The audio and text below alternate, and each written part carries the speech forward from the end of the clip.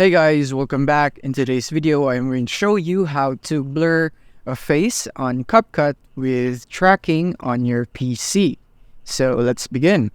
So here we are in CapCut PC, and from here what we're going to do first is duplicate our clip. So to do that, hold your Alt key and drag this clip into the above of the original clip. And then from here, once you do, you want to click here on the effects tab right here. Click on effects, go for lens.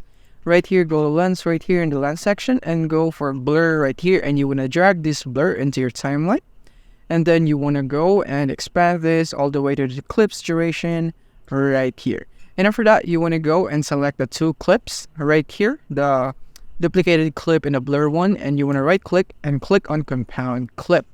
And after that, you want to go into video and you want to go into mask right here, and you want to go select the shape that you want. In my case, I want to go for a circle, or you can also go for heart, but in my case, I'll just go for a circle right here. And I want to adjust this to this face right here. I think this is pretty good. I want it to be larger, just like that. And I want it to be sheer first. I don't want it to be covering the face, because we need to track the face so that the AI can see it.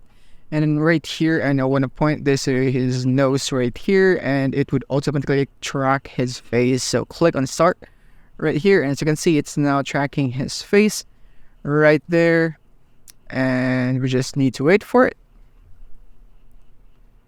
right there.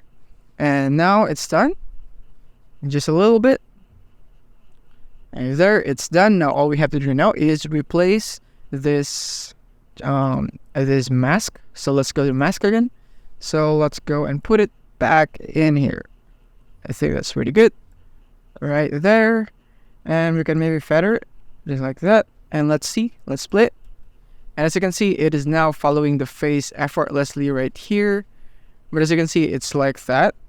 That is how blur works right here. So yeah, that is how we basically do it on CapCut without keyframing manually here. If you want to, you can also keyframe this so that you can track the face, but this is much easier with just a tracking feature here in CapCut. So yeah, that is basically how you do it. I hope this video helped you out. Thank you for watching. If you have found this video helpful, simply leave a like below or subscribe, because it helps me reach more people. See you soon.